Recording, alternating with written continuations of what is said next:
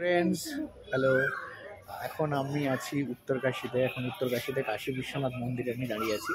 ভেতরে ফটোগ্রাফি নিষিদ্ধ বলে ফটোগ্রাফি করতে পারিনি, তো বাইরেই কিছু ছবি তুলেছি বাইরে থেকে এবং এই ভিডিওগ্রাফিটা করছি। সো কাশী বিশ্বনাথের রেপ্লিকা এখানে বলা হয় যখন মহাপ্লাবন হবে তখন কাশী বিশ্বনাথ সপরিবারে দেবী অন্নপূর্ণাকে নিয়ে এই উত্তরকাশীতে চলে আসবেন, তাই জন্যই নামটা পড়েছে উত্তরকাশী। তো এখানে পরিবেশটা অসাধারণ, চারদিকে পাহাড় দিয়ে ঘেরা এবং উত্তরাখণ্ডের শৈলীতে এখানে কাশী বিশ্বনাথের মন্দির। এই আর এখানে চারপাশে অনেকগুলো মন্দির আছে। মেন মন্দির কাশী বিশ্বনাথের এবং ঠিক তার পাশেই আছে হচ্ছে দেবীর মন্দির অর্থাৎ মা দুর্গা, এবং এখানে ত্রিশূল রূপে ওনাকে পূজা করা হয়। কথিত আছে যে মহিষাসুর বধের সময় যে ত্রিশূল দিয়ে মা মহিষাসুরকে বধ করেছিলেন, যেটা ভগবান শঙ্কর পার্বতীকে দিয়েছিলেন, সেই ত্রিশূলটাকেই এখানে রাখা আছে। এবং ত্রিশূলটা মানে মিনিমাম হাইটটা হচ্ছে 40 ফিটের মতো, এবং সেটা এইখানে এই যে ঘরটা দেখছেন, এই যে ঘরে এইখান থেকে নিচ থেকে শুরু করে এই মহলের মধ্যে রাখা আছে।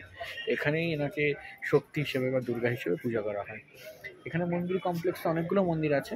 এখানে বেরিয়ে যাওয়ার সময় আপনি গণপতি মন্দির পাবেন, গণপতিকে সাক্ষী দিয়ে বেরোতে হয়। এবং এছাড়াও আছে হচ্ছে বজরংবলীর মন্দির এবং শনিদেবের মন্দির এবং বদ্রীনাথের মন্দির।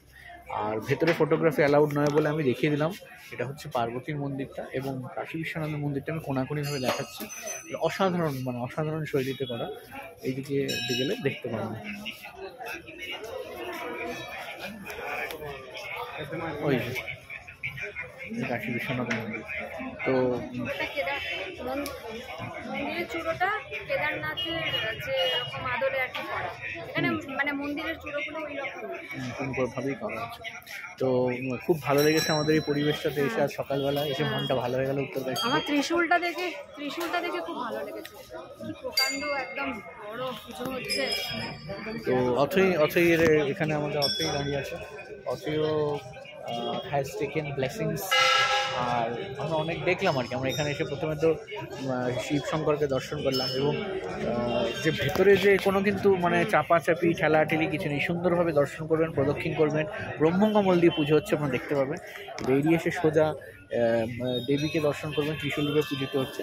নেমে গিয়ে পাবেন হচ্ছে বজরংবলীর মন্দির। আর এখানে আছে হচ্ছে গণপতির মন্দির, যেখানে সাক্ষী দিয়ে বেরোতে হবে। তো এখানে বোধহয় রান্না বান্না হচ্ছে এখানে, এবং অনেকে দেখছি যজ্ঞ করছে, যাদের হয়তো কোনো মানত আছে বা কোনো পুজো হচ্ছে।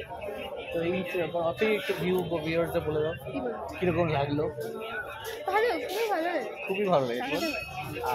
তো we start for meditation centre over here, meditation, একটা শর্ট মেডিটেশন। খুব ভালো লাগলো, মানে ব্যাকড্রপে ওই যে পাহাড়, আর তার এখানে নিচে কাশী বিশ্বনাথ মন্দির, অসাধারণ, এক কথায় অনবদ্য।